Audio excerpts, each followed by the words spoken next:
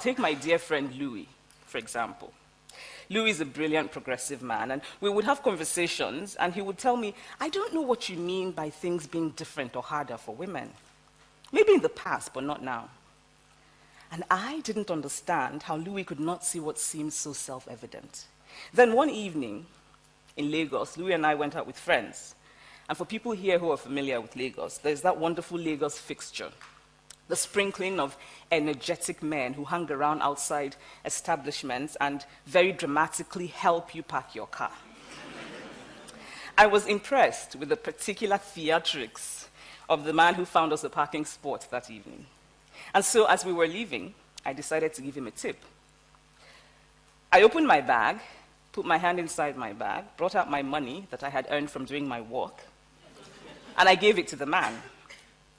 And he, this man who was very grateful and very happy, took the money from me, looked across at Louis, and said, "Thank you, sir."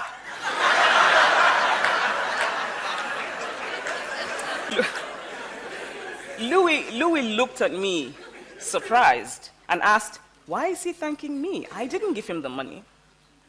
Then I saw realization dawn on Louis's face. The man believed that whatever money I had ultimately come from Louis, because Louis is a man. Now, men and women are different. We have different hormones, we have different sexual organs, we have different biological abilities. Women can have babies, men can't. At least not yet. Men have testosterone and are, in general, physically stronger than women. There's slightly more women than men in the world. About 52% of the world's population is female.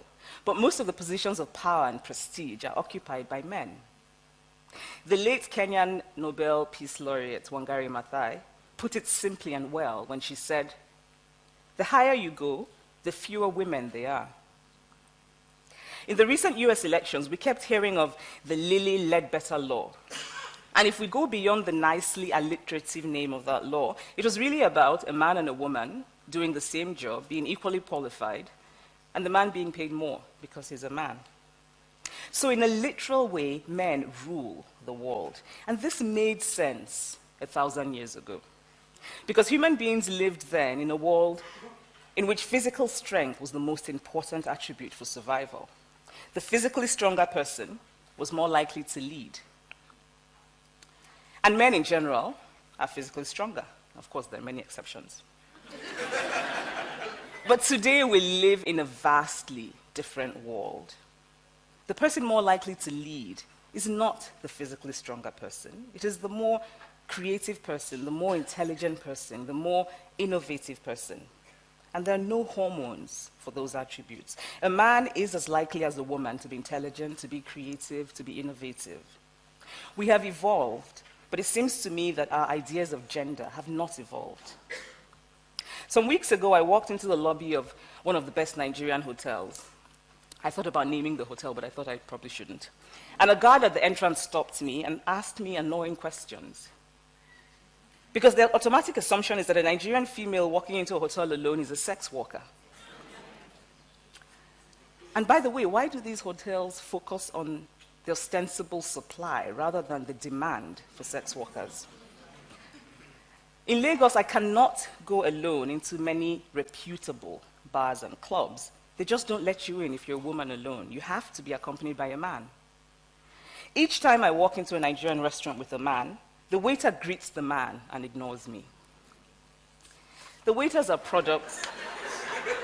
And there's some women who are like, yes, I thought that. The waiters are products of a society that has taught them that men are more important than women. And I know the waiters don't intend any harm, but it is one thing to know intellectually and quite another to feel it emotionally. Each time they ignore me, I feel invisible. I feel upset. I want to tell them that I am just as human as the man, that I am just as worthy of acknowledgement.